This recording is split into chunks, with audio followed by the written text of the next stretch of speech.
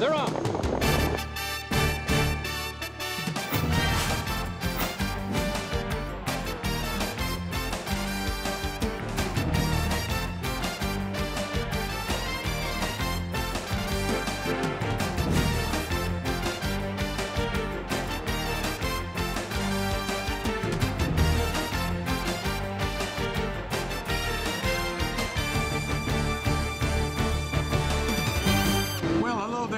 Racing fans, and welcome to PA Harness Week.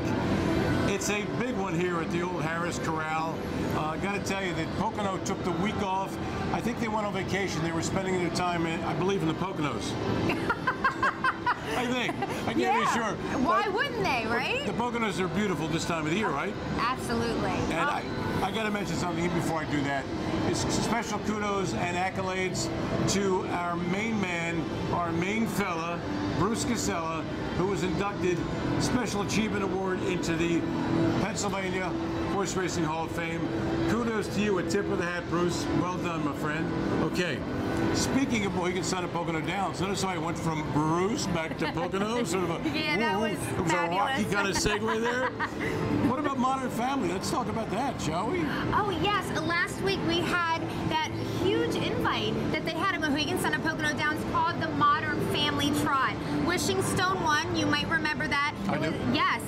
Great race out. I told everybody on last week's show, and I'm not going to disappoint you, that this week we would have a really great feature that the guys in TV Control at Mohegan Sun and Pocono Downs put together in honor of Modern Family, a horse who had a gigantic heart, so gutsy, and he was a fan favorite that recently passed away.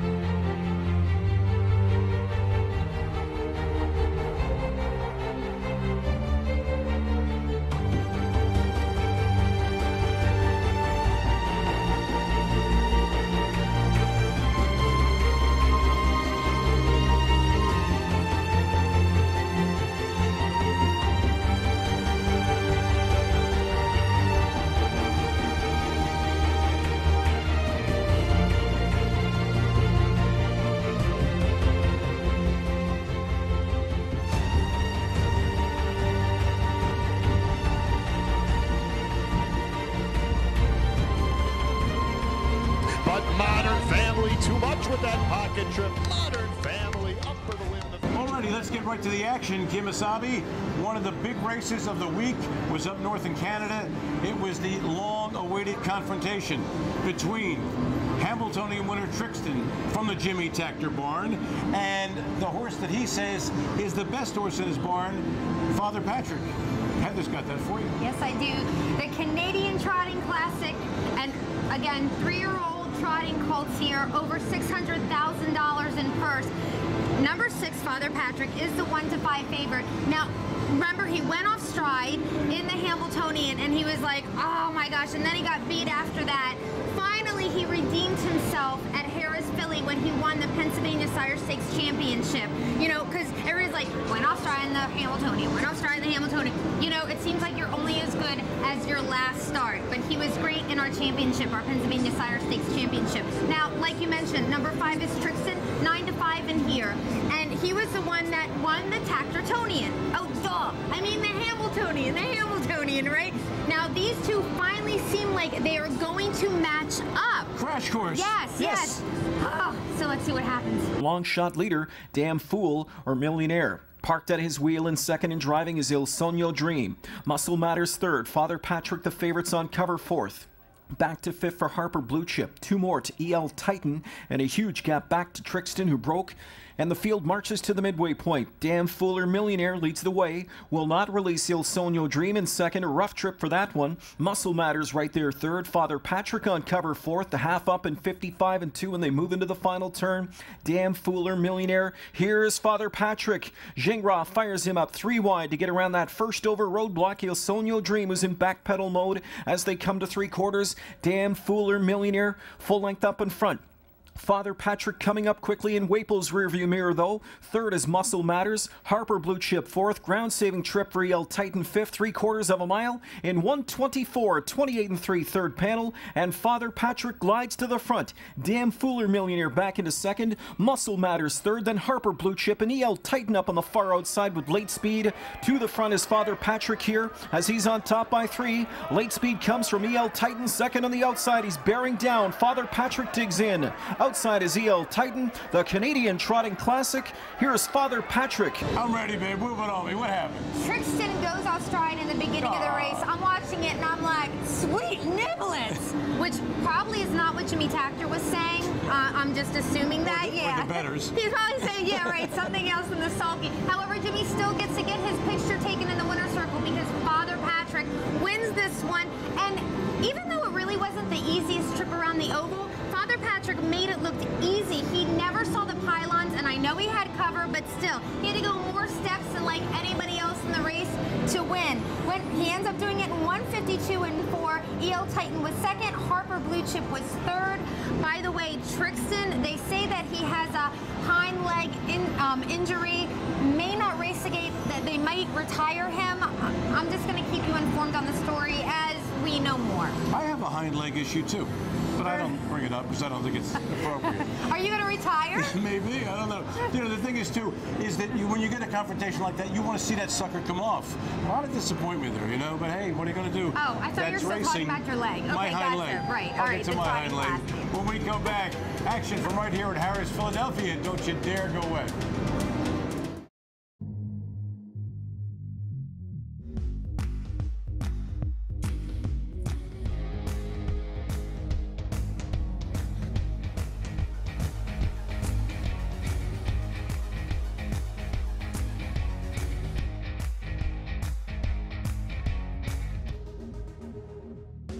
When it's your time to shine, what will you do? At Mohegan Sun, wherever tonight takes you, it's your time to shine.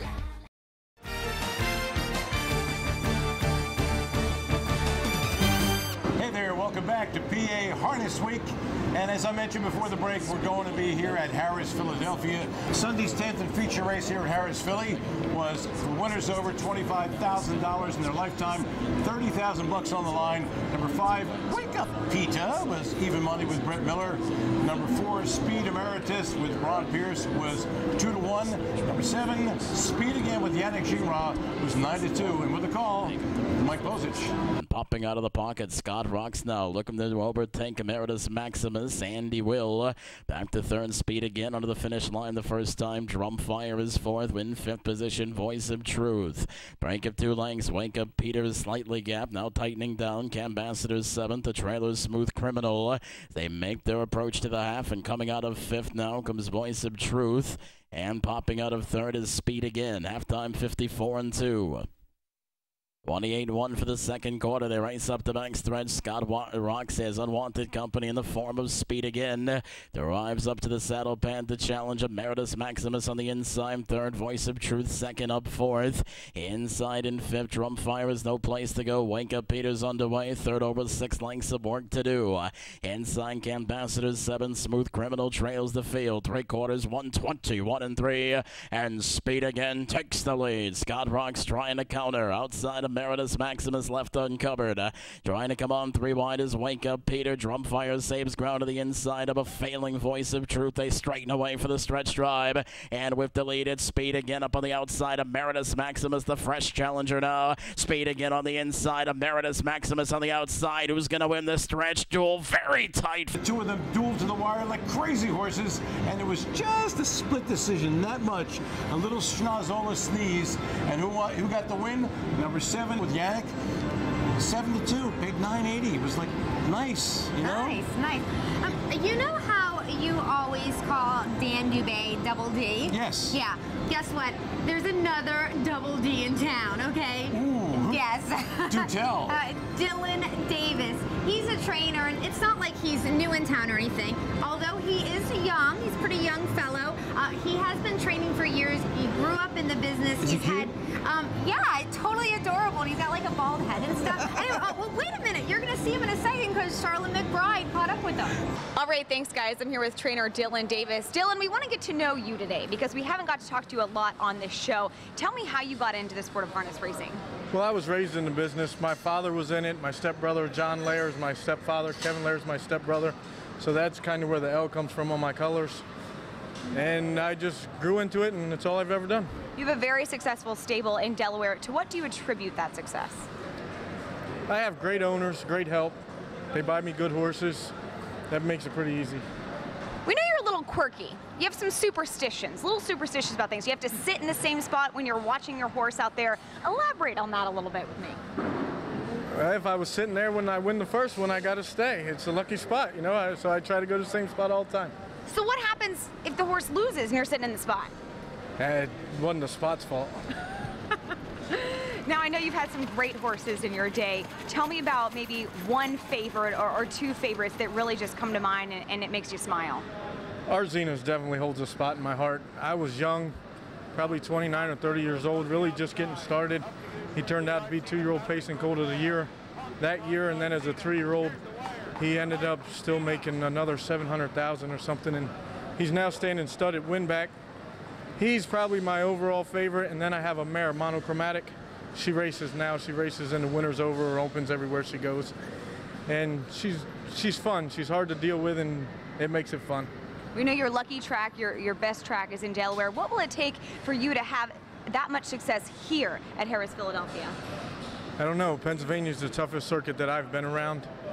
And we do pretty well here, you know, we hold our own, you know, the guys know that I'm around, but I guess I would probably have to base everything here, and I never do that. You know, I'll race some at Harrington, some at Yonkers, some at the Meadowlands, some at Chester, some at Poconos.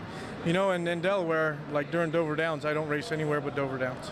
We know you're a family man. Is it easy to be a family man in this sport and spend the hours you do doing this? No, I wish I could spend a lot more time with my son than I already do, but, you know, I have to feed him as well, so. That's right, you got to put the meals on the table, right? Yeah. All right, well, thanks so much for joining us today. Thank you. Back to you guys. Thank you, Sharla, and thank you, Dylan Davis. Oh, he is a cutie, isn't he, with his little shaved head? Ooh. Continued luck in the future, Dylan Davis. Stick around when we come back. Big doings going on. We're going to go back up north. There will be 2 limbs of the prestigious Milton Stakes, free-for-all fillies and mares, and a blast from the past that you will not believe. We come up the ranks. I started as a groom and went as a groom to training with my dad. Tonight, it's ladies' night.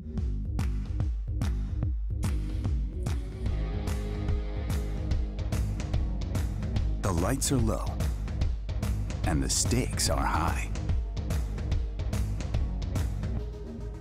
Sometimes ladies' night is just a date night in disguise. At Mohegan Sun, wherever tonight takes you, it's your time to shine.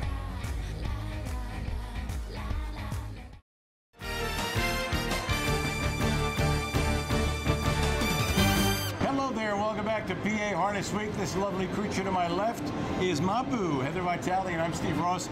And when I say the name Roger Hammer, if you've been a fan of this game for a while like I have, and you go back to the Liberty Bell and Brandywine days in the Delaware Valley, I mean, he was always pedal to the metal. He drove horses like Two Ride Boy, and he was just amazing, Roger Hammer, for so many, many years. He's still in the game. He trains horses, drives occasionally, an all-around good guy. Roger Hammer, this is all about him. They call him the Hammer, a driver who is the epitome of what the sport is all about. He's hardworking, dedicated, and says you gotta do your homework before each and every race.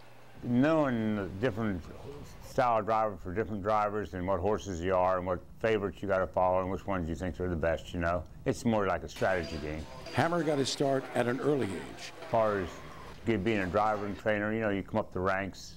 I started as a groom and went as a groom to training with my dad, then I got a trainer's license, then I got a driver's license. And I started driving when I was 16. I love it because I love horses, and I love the race, and I love this, any kind of a sports game, you know? And besides that, I've had some good horses, you know, and they make you want to stay around longer. Hammer's biggest day of his racing life came on August 6th of 2005, winning one of the sport's biggest and most prestigious races, the Hambletonian, driving Vivid Photo to victory in the $1.5 million race. And on the outside, here comes a classic photo with Ron Pierce. He's tracked all the way by Vivid Photo. Roger Hammer is stalking Ron Pierce, and fans to the outside full of trot. 124, they're in the stretch of the Hambletonian. Strong Yankee, and they're looking to swarm in. Classic photo, Vivid Photo on the outside. Out of the pocket, Muscle Memory, 3 across the track in deep stretch. It's Vivid Photo on the outside, and he's home free for Roger Hammer.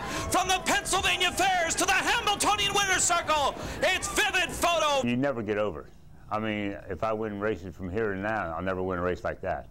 You know, that was one of my first times I raced in the Hambletonian, to win it with my own horse, you know. My own partners with Todd Shadle. That was the greatest thing there ever was. You know, when anybody wins the Hambletonian, to them, some likes Little Brown Jug. For me, it's the Hambletonian because it's a trotter, not pacers. Despite his age, he still says he's excited to drive these wonderful animals.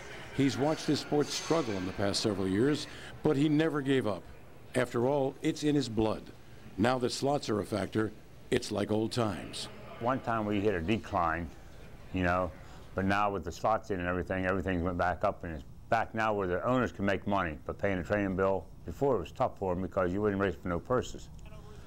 You always had to go to Canada or Meadowlands to race, and that's the only place that had the money. H. Hall with late pace, but it's Alistor Hanover in front by a length at the end. I see myself just messing around with the horses yet. Probably till I die, you know. Well, that was a fun thing to watch. Roger Hammer going back in time. Good stuff. Continued success to you, Roger Hammer. One of our sport's really good guys. Time to go back to racing now. Let's go up north again.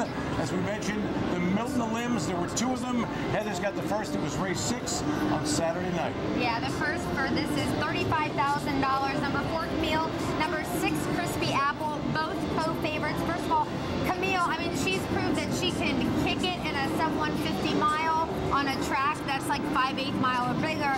So also, George Brennan's been driving her, and in this race, Yannick Gingras drives her. Does George Brennan know that? He knows now, right? But when you're like in Canada, it's like totally like, it's a Canadian thing you wouldn't understand, right? Yannick's Canadian, they jumped all over Camille, all right? Also, Crispy Apple's in here, the other co-favorite. She was 0 for 16 going into her last start, but remember she won at Mohegan Sun at Pocono Downs in 1:48.4. But was that race a fluke? The bettors do not think so. Camille leads the way. Crispy Apple second. Summertime Leah third. First up and fourth drives drop the ball. Fifth inside to Aunt Caroline. Sixth on a helmet. Monkey on my wheel. 7 from the backfield. Jersey Licious. And the shuffle to Maddie Terror Girl. She's suddenly back in last as they move around the turn. 5 in, 3 out. Coming to 3/4 where they chase Camille and Gingras. Camille up front by 2 open lengths here. Crispy Apple second. Drop the ball first over third. On cover Monkey on my wheel. 4 3/4 in 1:23 and 2. And they come into the stretch here. On top Camille. She's cut loose now by Gingras. Popped out off the inside trip. Here comes Crispy Apple. Far outside, Monkey on my wheel starts a late rally, and they've got 1/8 of a mile to go. And here comes Crispy Apple now, tripped up in that pocket spot by T-Trick. Here comes Crispy Apple on the outside. She'll reach up in deep stretch. People always say I'd rather be lucky than good, but like, why can't you be both? Okay, yeah. Crispy Apple is. She is like a super great race mare, and she gets a great trip in here, a perfect 2-hole trip behind Camille. Tim T-Tricks in the bike. Crispy Apple scores for trainer PJ Fraley in 1:50 and 3. Summertime Leah was second, and Camille was third. Both of those second and third place finishers from the Romberg stable.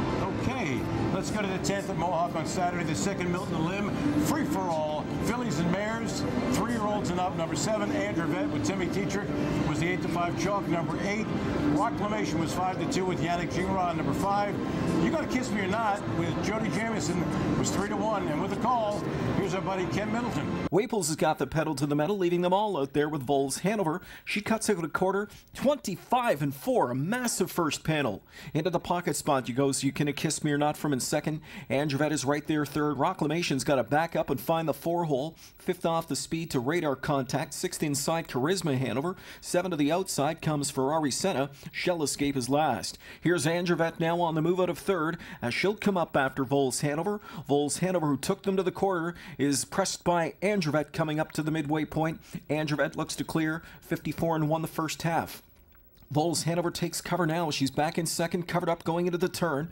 Moving up into third to the outside as the field gets set for that final turn. Here to the outside comes Rocklamation. You Gonna Kiss Me or Not is fourth inside, outside 5. Radar Contact, 6th through at the rail. Charisma Hanover, 7th to the outside. Ferrari Senna. Last turning home is Shell Escape, coming up to 3/4. Favored Andrevet is on the lead. Vols Hanover in the pocket spot. First over Rocklamation, 3rd. You Gonna Kiss Me or Not, buried on a helmet, 4th. 3/4 and 122 and 4. Shell Escape is unwinding from the backfield. Vols Hanover pops the pocket and Andrevet. Andrevet leads the way. Vols Hanover on the outside coming to her. Check out You Gonna Kiss Me or Not. She was loaded and locked and blocked, and she's got Racetrack now. Far outside Shell Escape.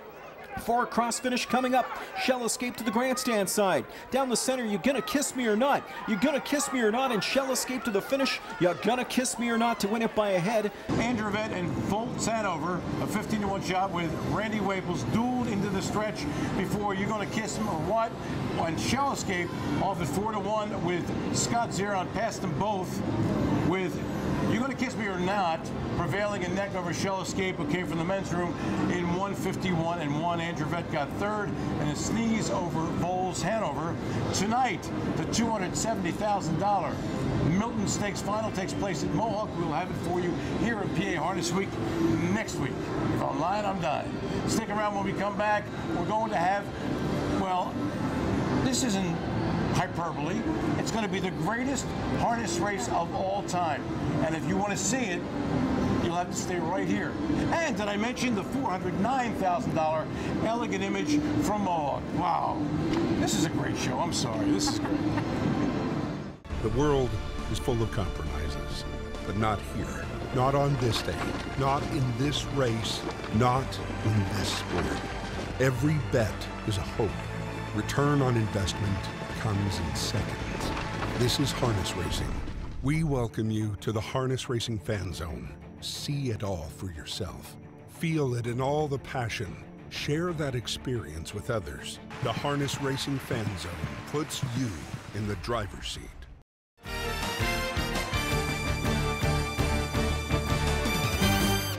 Back there, harness racing fans, Heather Vitale, Steve Ross, and you, and we're going to stay at Mohawk as we've been tonight for quite a bit, right? Yeah. Okay. Majority, yeah. And we're going to have a look at the Elegant Image, $409,000 in purse money.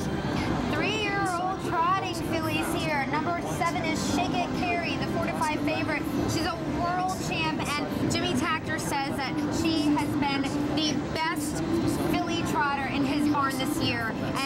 And he's had a few nice ones, but Jimmy Takter kind of knows what he's talking about, you know? So anyway, Shake It Carrie, better's choice. Number 11 is Designed to Be. She's getting some respect on the board for Julie Miller's stable. The rest, though, are pretty much double digits. Gingras has fired Scream and Shout to the front. Here comes pressure from the favorite Shake It Carrie at 3/8. Shake It Carrie on the outside gets a move on now on the way to the midway point as she parks almost to the half before she'll see pylons. Shake It Carrie on the front end now. Off stride when tracking cover on the outside there. Svanstead lost. Heaven's Door coming up to the half. 55 and 4. Rock solid first half speed. Shake It Carrie on the front. Back in second now. Scream and Shout. Sitting third is Riveting Rosie. The inside trip fourth for Demanding Sam. Here outside comes Designed to Be now. Was fifth, then fourth, now third. And coming on to challenge the top 2 around the final turn. On that lead for Pierce, Shake It Carrie. Scream and Shout's in the pocket spot. Third outside for Designed to Be. Shake It Carrie drops it into another gear and opens up by 3 lengths now. She's at 3/4 in 124 and 3. That was a 28 and 4 third panel. And Shake It Carrie opens up on the trotting fillies here in the Elegant Image final. Shake It Carrie is parked around that first turn, but then she clears to the front, and you can hear her, right? You can hear, right? The fat lady singing. It is all over, honey. She wins by 9 lengths, okay? 9 lengths. 9, yeah. 152 and 1. That is, let me tell you, track, stakes, and Canadian record, okay? Equals it. So somebody else was just as fast as her at one time, but she's super fast, folks, all right? She's absolutely amazing. And here's something even better. Driver Ron Pierce said he never pulled the plugs. All he did was be like, come on, baby, let's go a little bit faster. And she did it. A walk in the park. A passenger just sat there. Riveting Rosie was second, and Scream and Shout, kind of something I just did, right? Woo! Okay, she was third. Okay, as I mentioned before, and it's not hyperbole, it's the greatest race of all time prior to the new millennium. And you'll recognize many of the greatest racehorses of all time. Heather, this was your brainchild. Tell everybody how this thing came about. Yes, you know, a lot of changes have been made since, like, you know, 2000 and above. So I took all these horses from the past. I mean, I'm talking decades.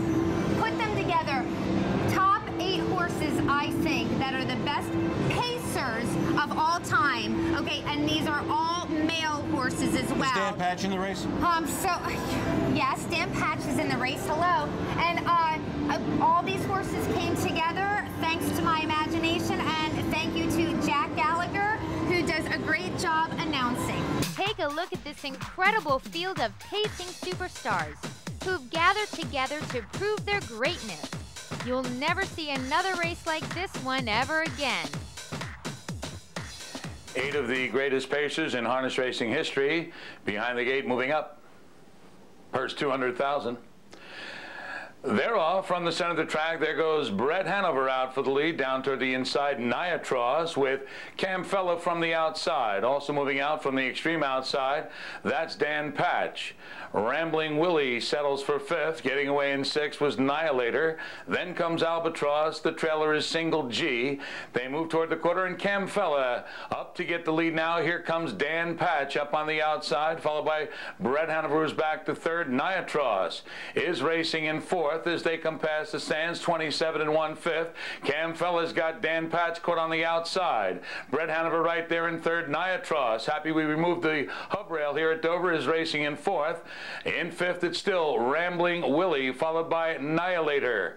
After that, the trailers are Albatross and Single G. As they move over toward the half, getting to the front was Dan Patch. Dan Patch and that Eddie Davis, they lead the way. Sitting in 2nd is Cam Fella. Coming to the outside now is Brett Hanover to go up after Dan Patch. Following that move will be Niatros. Then it's Rambling Willie on the outside, followed by Annihilator, Albatross, and Single G. Continues to trail. That half was 55 1/5 as they move midway up the back stretch. Dan Patch leads by just a half over Brett Hanover. Covered up there is Niatros. In the 2-hole, Cam Fella, followed by Ramblin' Willie, who's 3rd over. They're midway on the final turn, 3/4, 1:23 4/5. They come toward the top of the stretch. Dan Patch just a neck over Brett Hanover. On the outside, Niatros dropping back a bit is Cam Fella. They're at the top of the stretch now, and Dan Patch digs in, leads it by a length. They come through the stretch. Dan Patch looks strong from here. Brett Hanover on the outside. Niatros, the 105-year-old son of Joe Patchin's going to do it, coming off a 93-year layoff to defeat his much younger rivals. Wow, I really enjoyed that. Now, you folks out there had to love that. If you're a longtime harness racing fan and you heard those names, Brett Hanover, oh, Dan Patch, amazing, wasn't it? Let me just mention, though, that Dan Patch, actually, the horse, was Pilgrim's Fiery. You know, Pilgrim, trained by Frank Milby. Yeah. He trained Two Rye Boy. Yes. He trained Miss Conna Adios. So anyway, wow. Yeah. So it was a great race for me to put together. A lot of fun, and I hope you guys enjoyed it as much as I liked picking out the horses. Yeah. Absolutely, and that's going to do it for this edition of PA Harness Week. From all of us here, Bruce Casella, the award winner, Sharla McBride, my boo, Heather Vitale, I'm Steve Ross, reminding you to pick up the pace, just a taste. Get yourself high on harness. It's only natural.